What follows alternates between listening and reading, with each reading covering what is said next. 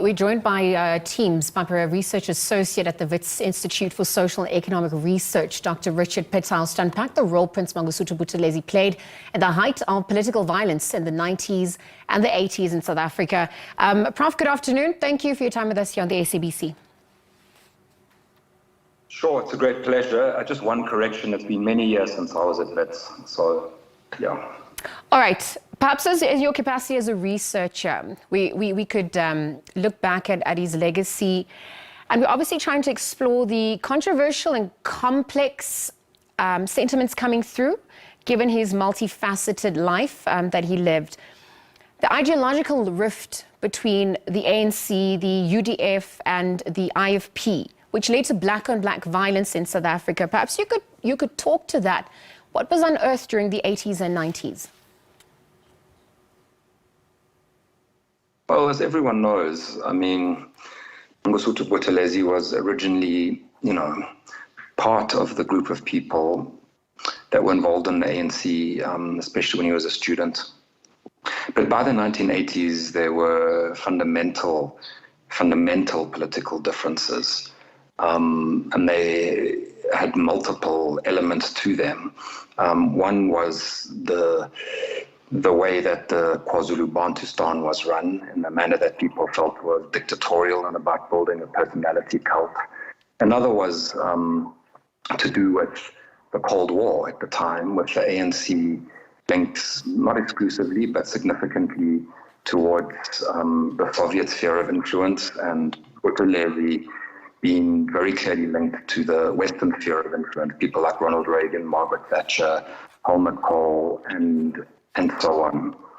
But as the 80s wore on,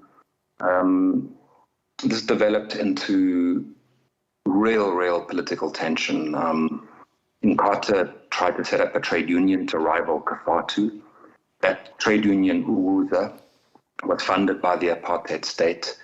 By 1988, Inkatha members were being trained by the apartheid military in the Caprivi Strip in northern Namibia. And in the late 80s, early 90s, there was a civil war in this country. Many older viewers will remember things like the Boipatong massacre of 1992. Around 20,000 people died in that war.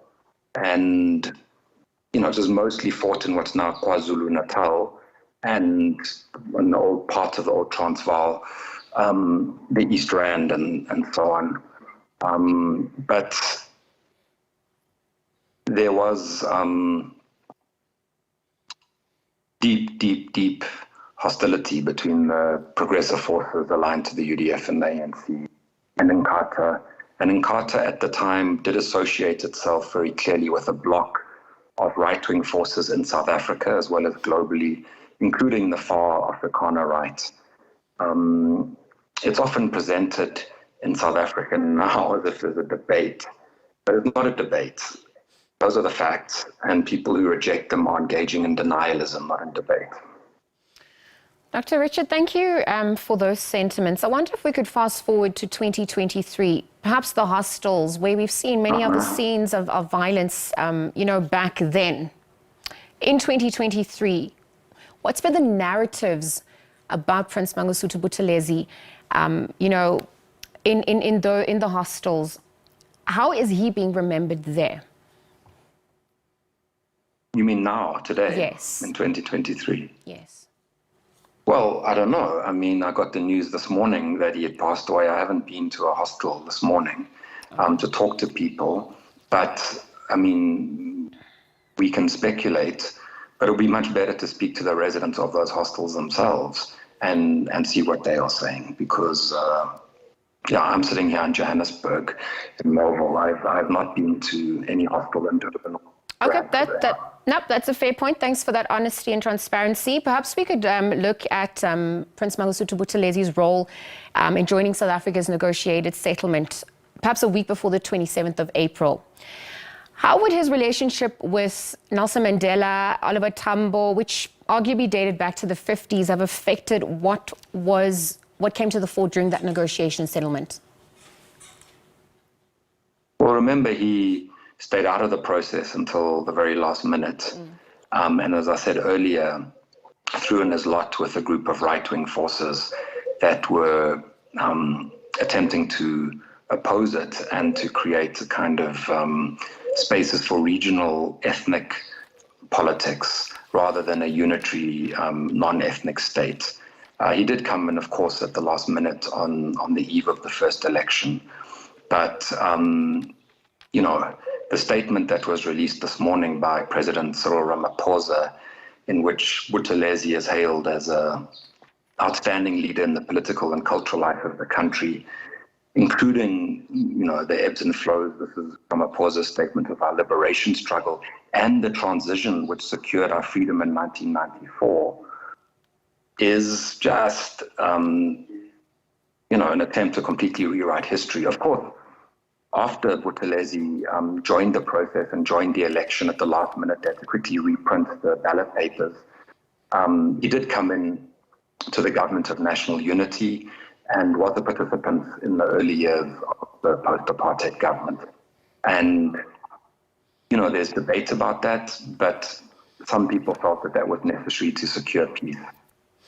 You alluded to this earlier on, but he obviously had a stance or a presence rather locally, internationally, even on the African continent, supporting the struggles for liberation in Namibia and Zimbabwe, South Africa, Mozambique, enjoying, the friendship, the allyship of Margaret Thatcher from Britain, also Ronald Reagan and the USA, advocating for freedom and perhaps protecting, South Africans' economic rights.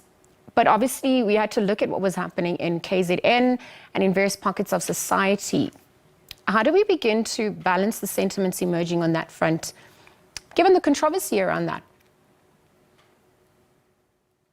Well, as I said, Buthelezi and his organization were very much associated with these global right-wing forces, and they were seriously right-wing. I mean, we must think about what Margaret Thatcher and Ronald Reagan were doing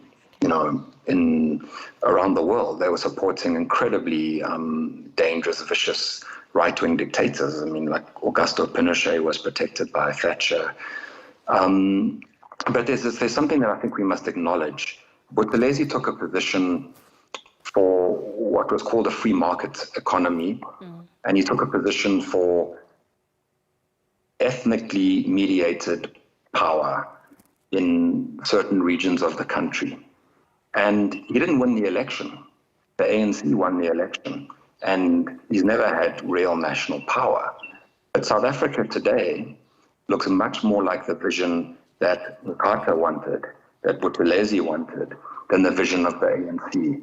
We have a free market economy, a capitalist economy, with a state that's pushing really heavy austerity.